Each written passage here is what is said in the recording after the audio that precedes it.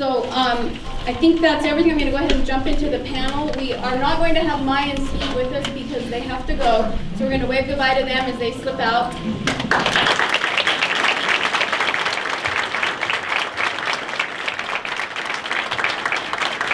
Testing one, yeah, okay, this one's working. As they leave, think for a second about how much courage it takes to bare your soul, and these people have done that. Okay, I'd like to introduce to you Brittany on the far left, in the middle, Yellow Feather, and then closest to me is Jessie. So to start off the panel, I'm going to ask the first question, and I thought it would be interesting, Jessie, to hear you answer where you see yourself in 5 years from now.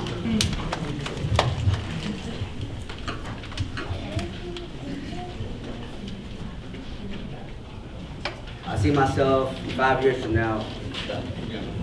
I see myself in 5 years from now. Do you guys hear me? Yes. I see myself in 5 years from now going to college, getting off parole, moving to Oregon, and having a family of my own and stuff. Basically, staying positive and being a positive talker to teens everywhere. That's right. Do any of you guys want to answer that question as well? Since I wasn't asked the 5 years, no, just Yeah, kidding. go ahead. Well, where I see myself 5 years from now, I hope to be forgiven by my children, a relationship with them, there's still hope, an advocate for the homeless, and to pursue a career in grant writing.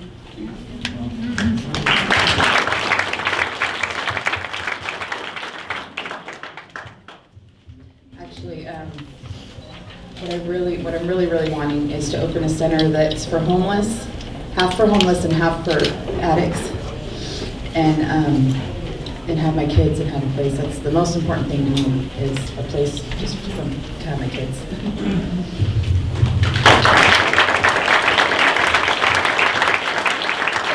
I'm going to try to do this as fairly as possible, but go ahead and raise your hand if you have a question for the panels. And again, make sure you keep it to questions for them. Does anybody want to start? Okay, over here, Stan. This question's for the whole panel, but one person in particular that I do come in contact with. How do you keep a positive attitude? Yellow Feather, I know I have contact with you, and you're always extremely pleasant. Well, what keeps you happy? What humbles me and keeps me pleasant is the simple fact that I have been given another opportunity to have a better life by my higher power, which is God. I am very grateful for the people that have not treated me indifferent, and it's so much easier to smile than it is to frown. My faith. Okay, who else has a question? Right here? If I may, I know all three of you because at one time I stayed with a lot of you. So I have a two-part question for two of you there tonight. You particularly, Jesse, in the course of the film, you commented there at the end of it, it noted to us that you're going through rehabilitation again right now for drug usage. Yeah. In the time that I knew you, you were dealing on the street out there at the Pavarello. And the question that I'll pose on you now is whether or not you're still doing that, even in the face of your rehabilitation. No, I'm not. I'm keeping positive and I'm moving forward from what I used to. A secondary piece to that also, you mentioned the fact that being in that element is something that is hard to get away from once you get used to it and stuff. Some people in the general society refer to that as being enabled. I address it to the entirety of the panel. Do you find yourself that you were to a point being enabled, and did you find it difficult to break away from it? For myself, I feel that, there was a time in my life where I was, they're called out to the streets. It said my name frequently. I knew no other way to be. Now, I got clean and sober at the Pavarello. So, and that was because I stopped looking at what happened to me. And like I said, Friday night, I was getting prayer from some people that went out there to serve. And she asked me for specifics, and I told her that I was tired of people kicking me when I was down.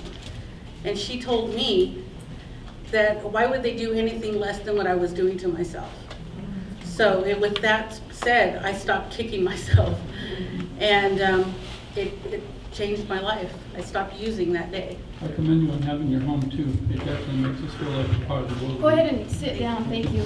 Tell them how long you were clean on the street by yourself, which is incredibly hard. 6 months.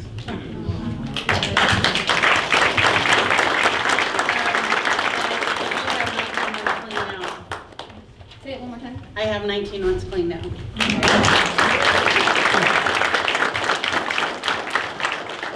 right, we have a question right here. Yeah, I wanted to get your personal opinion. Like, do you guys feel like with enough focus and dedication that you can, like, any homeless person can bring themselves off the streets with the services available, or do you feel like the services that are available aren't enough? You need focus, dedication, and good luck to get it. Do you think that focus and dedication can get you off? Like, what's your personal feel on it? I'm going to say what I learned something at West Care, and that is there's no free lunch. And what I mean by that is that you have to work if you want something. And blind faith, which is I put my trust in God. And I am my sister's keeper. And that means that if I see somebody down and they need a drink of water or they need a jacket, I'm going to give it to them if I have it. I don't know how many times I was ready and focused to get off the streets, but I was originally on the streets in Clovis for a year. I had no services, didn't know about the Poverty House, didn't know about the mission, didn't know there was anything. I took the survey a year ago too, the homeless survey, and didn't get in housing. It's, yes, there are some services out there. They're selective, for one thing. There's not enough room. There's too many people and not enough services. So that is a big issue. So even when you're ready, it's still hard. I do want to add to that. One of the reasons that I was housed, and I'm not very proud of it, but I am grateful, is that I scored high because I was chronically homeless. I have been homeless since 2003 on and off.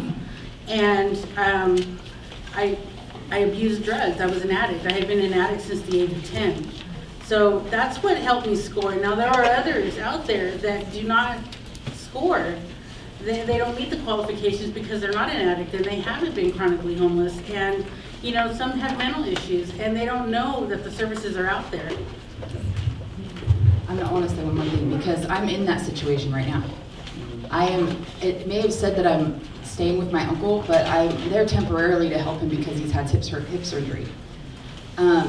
Because I've been clean for more than 2 years, almost 2 years, and because I'm not on the street, because I have been working hard and going to school and stayed at Eco Garden and all that, it's like now I'm not at risk enough.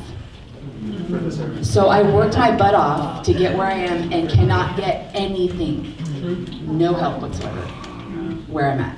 It's really bad, yeah. And it doesn't matter that I have kids because they're living with their grandparents even though their grandparents are too old and it's very hard for them to take care of them. It doesn't matter to the county or to the city that as long as they're being taken care of, then they're basically not homeless like I am, so. Can you pass it to Jesse?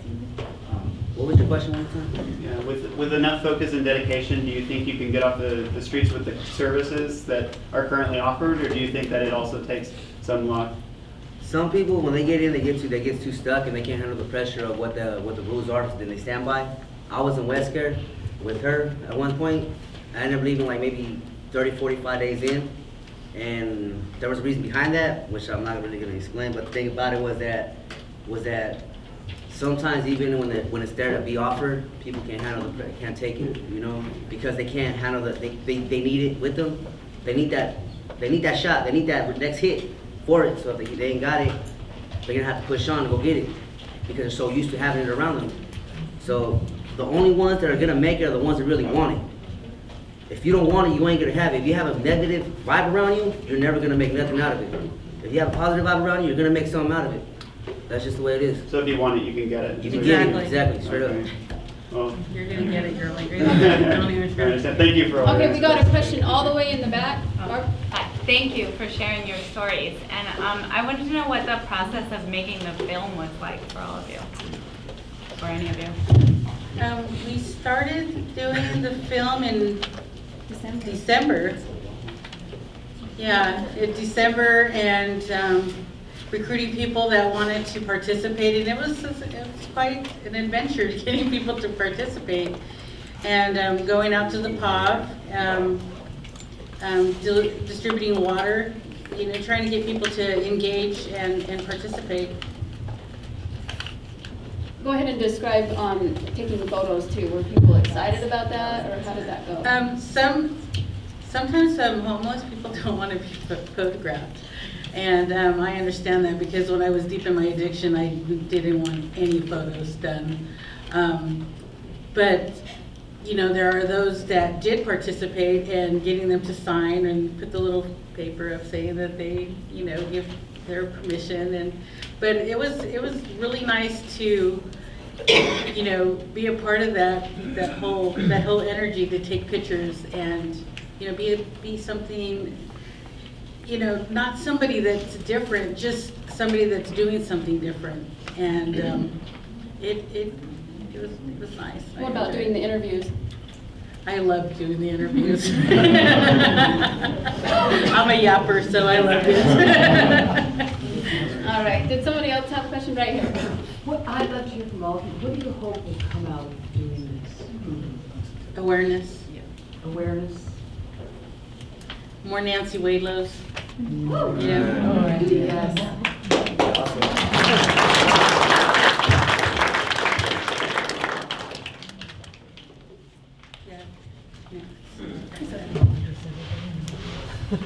Anyone else have a question? Okay, in the very back with your hand up, yeah. Hi, my name is Sarah Mirhadi. I'm the program director of Poverello House. Hi, Sarah. Anyway, I just wanted to let the community know that right now, Poverello House, in collaboration with West Care, Turning Point, and Housing Authority, and a lot of other agencies, have a homeless intake center called Map Point at Poverello House. And there, what you can do is go ahead and take a survey, or sit down and talk, and we can assess you to see what your needs are.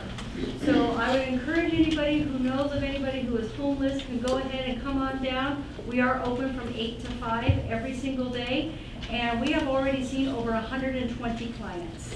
So we've been in the process. There are some funding available for those that do not have too much chronic addictions right now, called TIGRA. So you're more than welcome to come down and explore it and see if that is perhaps an option for you. We also have here today our executive director of Poverello House, Cruz Avila. So he went ahead and came. Hi, Cruz. So we just want to say thank you so much for doing this project and bringing light to something that we've been working with for 40 years. Thank you. And make sure those ideas end up on the board too, so that it's May I shared. say something? I just want to say thank you to Sarah and Cruz for being here. I know that I was quite the pill at times at the Poverello in one of my addiction, but I just want to say that people do care.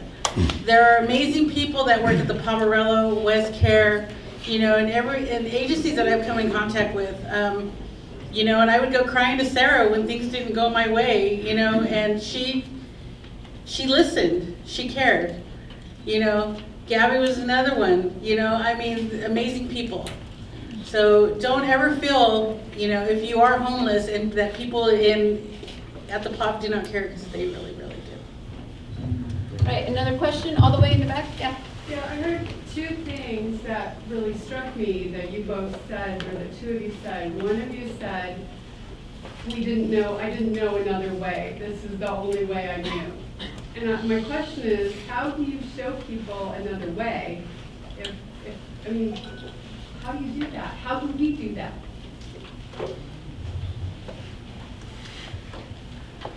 Wow. Because you didn't always know the way, right? So how did you find it?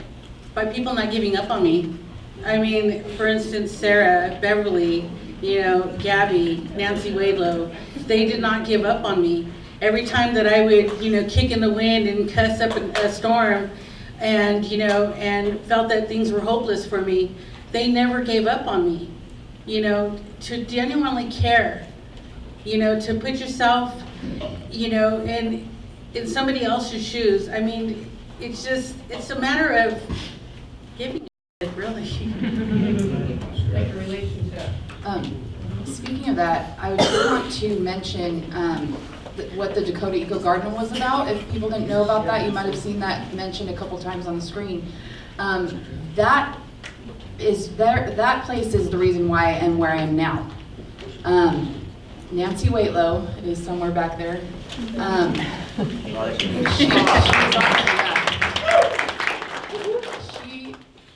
She has the biggest heart I've ever known. Huge. She opened a house with her own money and is housing 11 homeless people at the time. There was just recently 13 there. There's tents in the back and a big garden that they all eat out of. And there's a house for, bathroom facilities, kitchen and all that. And it's a great alternative to a shelter where you have to wait in line every day kind of thing, and get in or not. And it was a very safe and stable environment and very encouraging for creativity. And they're the ones that got us, her and the other board members are the ones that got us out in the community to get involved in things that will help other homeless. And that's really what kind of like my goal of this is, to try to get the word out that is the most helpful thing that I think we can have for homeless. And also to that, when you ask what can you do, I mean, perfect example of Nancy Waitlow. I would have never even considered grant writing, or even, going to a protest, or, standing up for somebody else's, for rights of others that didn't even pertain to me. She's a woman that gives and speaks volume to people and loves them, unconditionally. And, I mean, I can honestly say that that's the reason that I want to grant write. I would love to write grants for the Dakota Eco Garden. Okay, we have a question right here. It's a two-part question. One is, who inspires you? And the other is, what do you think of the reception here today? The turnout. Start. Who inspires you? Who? Yeah. I never had nobody to look up to, man. Serious, straight up. So, I gotta say, that's a good question, man. Seriously. Literally, when you grow up not having no parents around you, nobody you kick it with, I don't have friends at all whatsoever. So it's kind of hard for me to look up to nobody. I don't have an older brother. I'm the oldest one out of my brothers. So, I gotta say, man, God has been blessing me. I mean, He's been giving me everything I needed at this moment, and I can't really give up. I mean, I don't know anybody about the religion stuff. I actually stopped going to church at like 17 years old. So, I mean, it's been a difficult situation, but right now I can just straight up be real and say my biggest inspiration is the people, the positive community, the positive people that are surround me, the ones that don't want to give up, that don't judge us for who we are, for what we're about, but the ones that really want to strike a positive influence on people that really want to help out. Those are the ones that I really want to say I look up to, and God Himself, that. I don't know the other question you asked. The second part was, what do you think of the turnout today? Damn.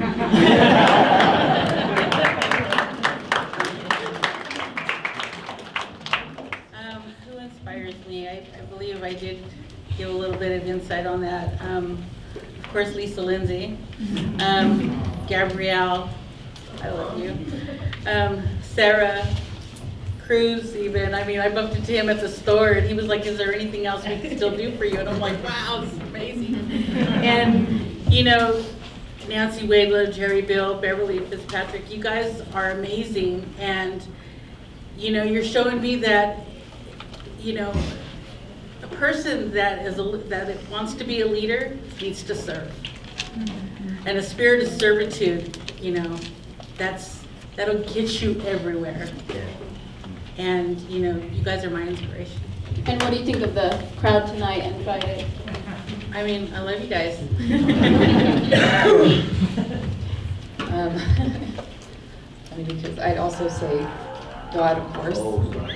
Go ahead and turn your phone on. And a lot of inspiration comes from Bev Fitzpatrick, Nancy Waitlow, and Jerry Bill. For me, a lot of it. You guys rock. Yes, you guys rock. Oh, I'm happy that so many people are interested in this, and I hope you all get the word out. All right, right here. The sleeping bag project, has that been useful to you or others? What is that? I guess not to them since they don't know what it is. Make sure you write down here, share the information about what it is. It's okay, we'll have the info added. On that note, I'd like to start a shopping cart project. All right, another question? Yeah, Nancy.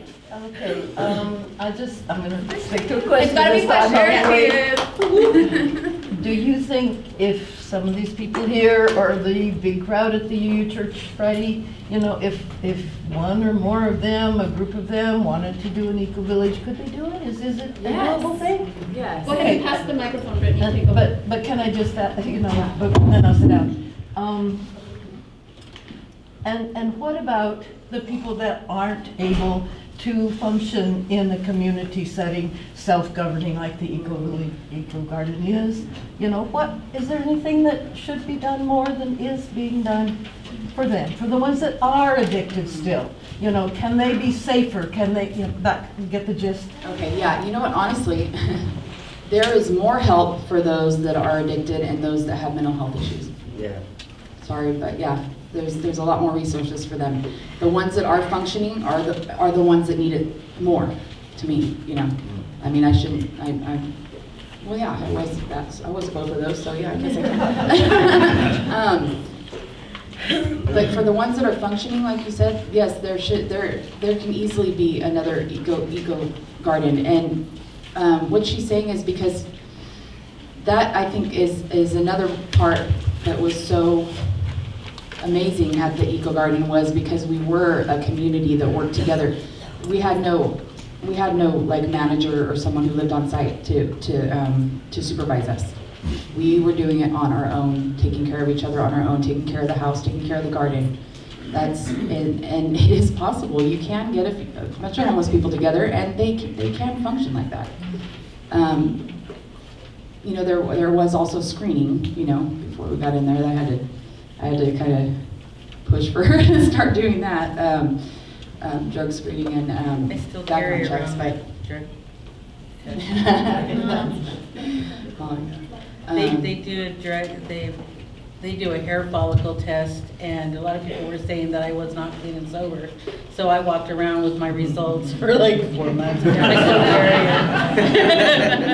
It's really something to be proud of, to be able to do that. And what was the other part of that question? Did I miss any part of I that? think you answered both parts. Did Well, you want to add? all right, just to get to the nitty-gritty of the other part of the question, can you guys hear me behind? Really loud, please. When you, in the in-between time, when you gave up after a year of looking for a job, I hope everybody heard that. I'm sorry, no preaching. What about when you were out in the street? I mean, would there have been something that at least made you feel safer? Maybe would have led you to, you know, where you are now and moving up a little sooner? What could be the answer to the so many that are still out there running away from whatever? That's kind of a tough question, because when I was in Clovis and didn't have, you know, anything to even know about, let me see. You know what? Well, about halfway through that, before I ended up on H Street in the tent city, which actually made me feel a lot safer once I was there. And on H Street where I was, we were like a little community, and we all had each other's backs, and we all kind of took care of each other over there too. So that's possible. There was a place, what was it called? I think it's called St. James, and this is a really good idea. They would let homeless sleep in their little courtyard. So that was very helpful. And then they had meals and showers twice a week. So that was kind of my spot right there for a while. But even that is really, you know, if you feel a lot safer when you're somewhere that you know you're allowed to be. And that's kind of, you know, surrounded. Yeah. I would like to say, before I became familiar with the Poverello, I used to sleep on the benches in the bus stop on Belmont. And a cop asked me why I did that, and I told him, because I know you're watching. I felt safe, you know, so, you know, it's just, you know, even in the, you know, especially when I had my dog, I really felt safe. But, you know, it's really amazing what Nancy has done at the Dakota Eco Garden, and if more people would step up to the plate and, you know, do something similar to what she's doing, I mean, it would do so much, you know, positiveness in our community. You know, I mean, I know sometimes it can be a pain. I know that she, you know, would want to pull her hair out at times with us because, you know, we're like a bunch of ranting children that didn't, you know, a bunch of people living together. I just want to add too that there's flyers at the back by the cookies about Dakota Eco Garden if you guys want information to follow up about that. Bev's holding them up there, green. Do we have another, do you want to keep going? What I wanted to say is, you know, there was times that, you know, programs didn't work out for me. You know, I can say honestly that, you know, I didn't understand why. You know, I would go in 100% and say, you know, this is what I want, this is what I need. And then, you know, going through it, it just wasn't for me. You know, did I quit? No, I just found another thing to do to help me out. Because my friend Ashley over here, we were at RTC together, and which is Rescue the Children. And I love it. That program is fabulous. But was it for me? No. You know, and shortly after that, you know, I get into the village, and then I bump into Beverly again, and then I get into the Dakota Eco Garden, and then from the Dakota Eco Garden, I got housed. You know, God works in mysterious ways, and He was with me the whole way. And as long as I was, you know, one gentleman told me on the bus, suit up, show up, be faithful, and the blessings will come. And I was faithful to my recovery, you know, and the blessings came, and they're still coming. So, you know, as long as you make up your mind to be sober and that you want to be housed and that you want a better life, it will happen. You know, with the right connections. Yeah, the connection. We need more connection. All right, let's have some more questions right over here. Okay, obviously I think we all can agree that we don't have enough resources here to assist you guys in the city of Fresno. So I give a big applaud to the Poverello House and all the other organizations, and I also applaud you folks for having the courage to go forward and try to correct your situations. What do you think that the city of Fresno representatives can do for us to help you folks out a little bit more? What's that? Be more specific. What can the city of Fresno do more of to help? Help out the homeless? Yeah. Fresno, occupy Fresno, bring it back. We really need that back. Seriously, I know, man. Stop trying to sweep us under the rug. Yeah, man. Yeah, really. Because and the sad part is, because they're doing that, we can't even find the homeless to go help them, because they're all hiding and they're all scared. And so that's the hardest part about how it is right now. I mean, you got to be careful sitting downtown in the Fulton Mall, because if you even remotely look homeless, you know, they're going to ticket you. And we need more funding for the programs. The programs can't function on their own. We need more funding. And you know, someone brought up on the other showing about a little tax just like we did for the zoo. And he even said, you know, if we can house animals, we could house people, right? All right, we got a question right here. I wonder if there's a word other than homeless that would better describe the totality of your situation and point toward a free roaming community. Free roaming. I mean, There's like no other words you can describe us by. I mean, we're free spirits. That's what we are. We're free spirits just roaming right now. Free roaming community. Free roaming spirit. It's the same thing. You know what? I mean, you understand? Will you pass it to Brittany? Free roaming spirits. I like that, but I think that homeless has lost its, the word homeless has kind of, because it's been worn out. It's a worn out word, but if you really think about it, the word itself is sad. Somebody without a home, that has nowhere, I mean, if you really think about what a home is, not having one, it's bad.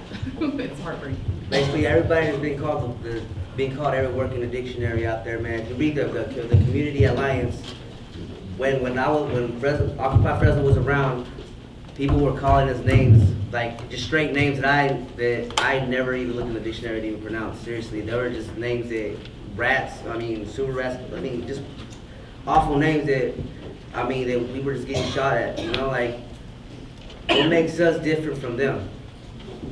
We make bad choices, okay. I can live with that. We do all that. But to answer your question, man, you guys gotta help us with that one. We can't help you with that on that one. There's like no way we can help you on that. I can see. Can we have a question right? Yeah. Yeah, I just wondered if you experienced a lot of harassment from police and from authorities, and if it helped you or if it made things worse for you. It makes it worse. Speaking for myself, I've been on both sides of the coin where because I wasn't doing nice things. I was, doing drugs, selling drugs, so of course the police were not my friends. As I became sober, the homeless unit, I gotta give them props. They did look after me, and the times that I would go into a rage of anger and I wanted to fight, they were my little voice of reason. So, a few of them could have even taken me to jail and gave me an opportunity for me to make the choice to get right. So it's a catch-22. It's, the ones in the Fulton Mall, they're not my friends. And the ones in Clovis. The ones in Clovis, I was at a church getting food and clothes and had Magic approach me by name and said that they were going around to all of the homeless to find out where they're living. Oh my God. And searched me and all that also, yeah. So kind of, yeah. At a church. That's very nice. Me personally, on the cop side, I'm on parole. I'm an ex-felon. I'm a recovering ex-felon, so they're gonna mess with me even if I'm doing good. So they have the right, so I can't do nothing about it. Did you have a question, Dixie? Actually, my question was about the homeless task force. Because Really loud for that. My question was about the homeless task force, the 4 police officers who are charged mostly with... Five? Yeah, sergeant and 4. Okay, who are charged with dealing with the homeless. I don't know what their duties are, but I've heard so many things about them harassing people, and I was just wondering what your experiences are. When I was sleeping on the street, of course, it was a little bit of an inconvenience having, the police, on microphone waking you up at 7 o'clock telling you to get up. But they're just doing their job, Did I agree with it? No, not really. But that's what they were, asked to do, and they did it. Did I think I got harassed a little bit? When my dog bit the cop? Yeah. They stayed on me about it. But with that in mind, they did not shoot my dog, and I had got the dog back. So,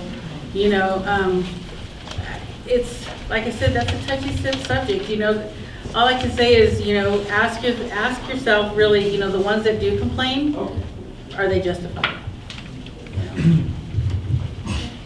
Oh, hey. What? Do you have any opinions about the homeless task force specifically? Okay. All right, another question all the way in the back in blue shirt, yeah. So when we want to change the system and the way that people look at stigmas, we start with children. My daughter's 5. How do I talk to her about homelessness and homeless issues? Okay, we'll start with Jeff. Look, you should have brought her here. What? You should have brought her here. Bedtime.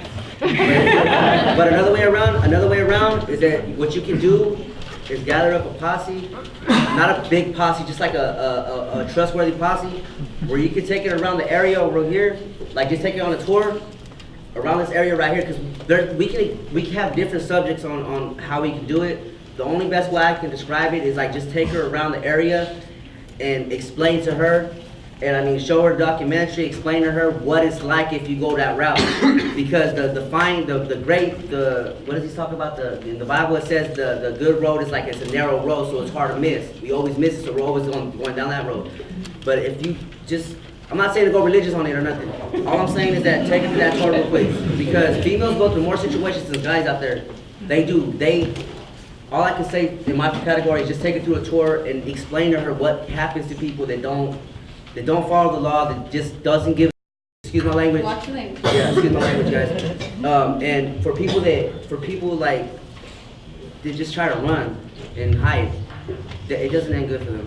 And I would add to that, since you're a Central Library patron, it really is a unique opportunity to see a cross-section of society come together. Yellow Feather, take it away. Also, too, they do offer tours at the Poverilla, where you can take your children on a tour and then you can help feed out there. And you can also take a tour of the Dakota Eco Garden, which is great. Do you want to add anything, Brittany? Yeah, I was going to say the Eco Garden, because it's kind of more, well, I mean, you know, if you want to, but I think what he said was a good idea, because, yeah, if you want to let her know, you know, this, you know, kind of a scared straight kind of thing. But one of my classmates said that she would want to bring her kids because she likes to expose them to everything and kind of get, you know, make them well-rounded, and she wanted to bring them to Dakota Eco Garden, so that would be a good, if you just want to kind of, you know, I don't know how big they are, so. She wants to bring spaghetti, my spaghetti to homeless people. Oh, cute. That's possible out there too. They would love that. Yes, they would. Oh my I know I should. Make sure you have bodyguards around the car before they swoop it up. All right, let's take another question. Is anybody ready? All the way in the back? Yeah. I have a question, 2 questions actually. This is really informative, so thank you all for participating and producing it, and all of you involved in it. First question is, how many homeless people in Fresno County? Just curious, do we have any stats on that? The website that we made for the film has those stats on it. It's the stats that the government does are Fresno and Madera mixed together, but the majority are in Fresno City, so you can get the exact number there. And they haven't released the most recent year, so we have up what the most recent is. What was your next question? The second part of that is homelessness is, you know, you're homeless, and it must be very, very, very scary out there during the winter times and the heat of the summer and not having shelter and a place to go.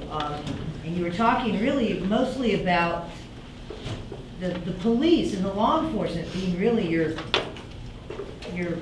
issues, and where you're having a lot of issues with the police department and Magic and, you know, the homeless task force. But what about the gangs? Do you have, is that any kind of a mix in with the homeless? Did you say what about the gangs? Yeah, I'd like to say something about that. I know that there was times where, you know, during holiday seasons that people would go out and, you know, feed and bring gifts. And there was one gentleman on his motorcycle, and he was giving, you know, some of us that were out there, you know, $5 each, and a couple of people that were, you know, in the gang beat him up and took his money. So he went and told, you know, his people to not even bother to go out there. So it's damaging for us, you know, that we were the ones living out there, and the others that were just going out there to do their thing, you know, really put a damper on people that live out there.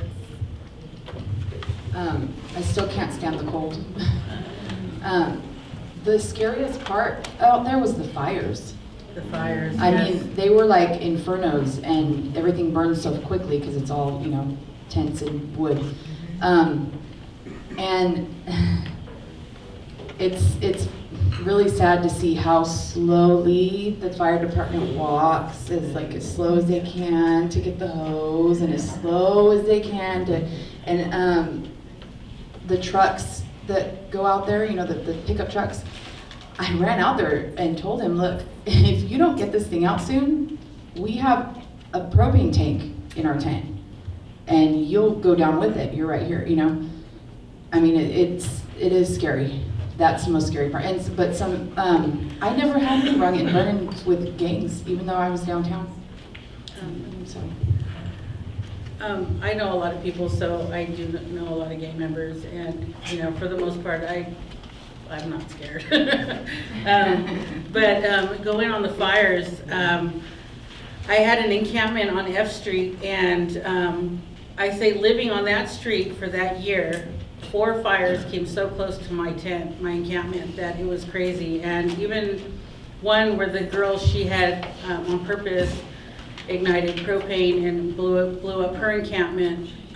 It caught fire to a palm tree, and I was charging at the apartments that are right next to the POV, and when I came out, it looked like it was literally raining fire.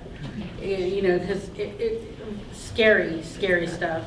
A few of my friends have been stabbed out there, shot out there. You know, and what's crazy for me is that there was a time when I'm in my tent and I'm on my computer and I hear gunfire, you know, I would automatically hit the floor. Well, after a while of being out there, I didn't hit the floor anymore. You know, sometimes it's fire and it sounds like no, it was gunfire. But you know, so I just became immune to my environment. Okay, Jesse. When I first went back out there, I went to Monterey County for a little bit. Then I came back. I think what is it? Powerella held like 7 or 10 homicides there. They held the Powerella itself in Fresno, California, held like 7 to 10 homicides. So half of them were not even solved yet. Well, most of them weren't. Maybe a couple months after that, there was like maybe 3 or 4 big fires that happened. One over here on G Street, and the other one happened by the Grizzly Stadium, where that big building got burnt down. I know 2 of those people who started the fires. I know. Really good, straight crackheads, just like me. Thing about it is that it was just awful. Seriously, a lot of people got hurt. I'd like to respond to the lady that asked how many in Fresno County.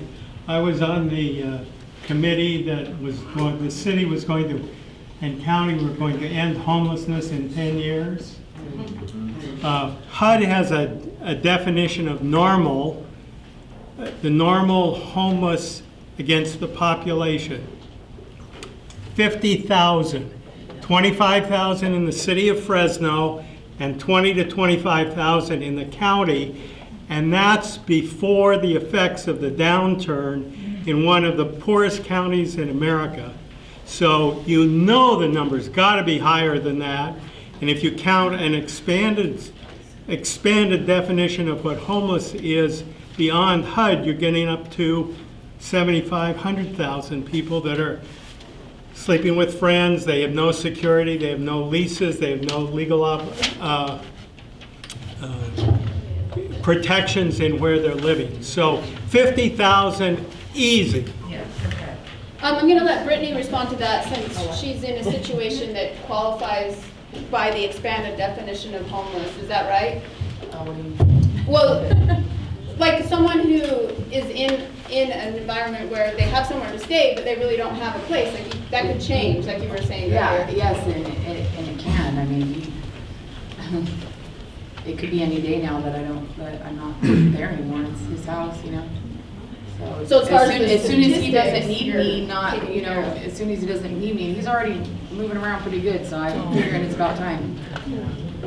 So, but I even felt like it was at Dakota Eco Garden that I wasn't completely homeless, but I still am, you know, and I still am now. So I understand what he means by the expanded definition of it, yeah. Couch surfing.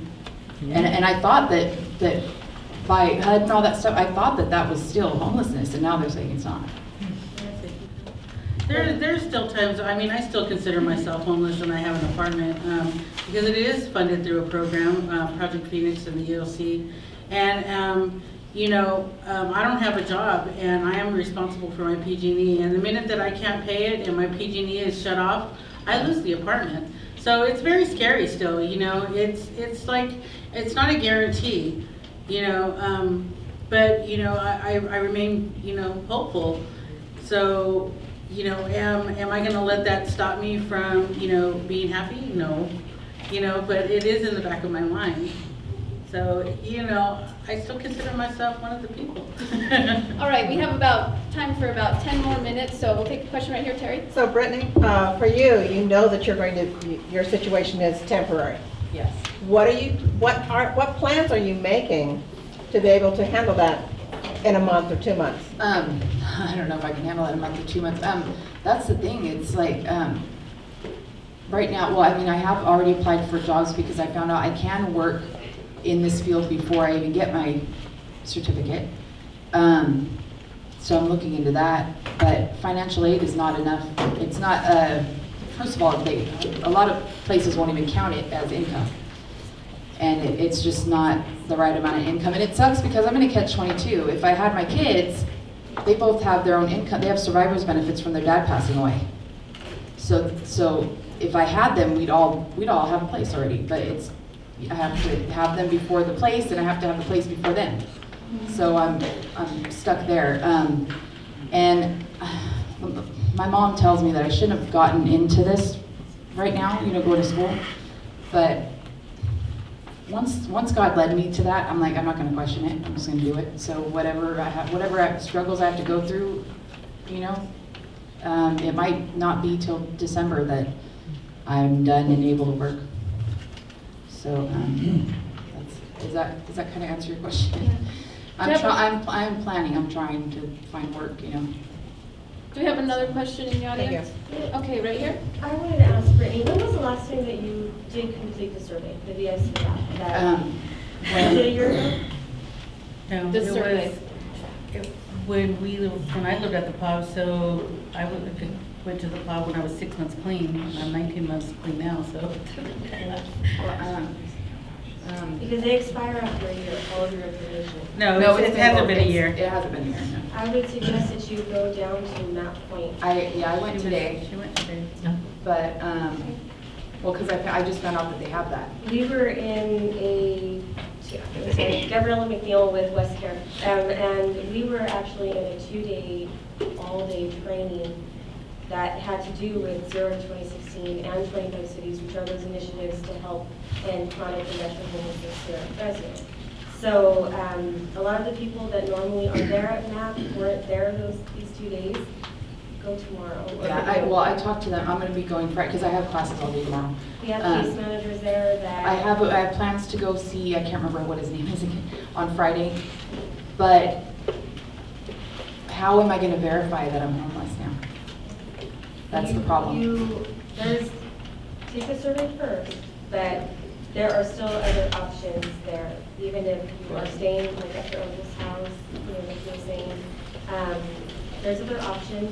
We just have to. Thank you for telling me that because it sounded pretty hopeless today. No, we need to talk to you. We need to get the entire situation and go from there. Just like appreciate it. Thank you so much. And you guys talk after too and make sure that happens.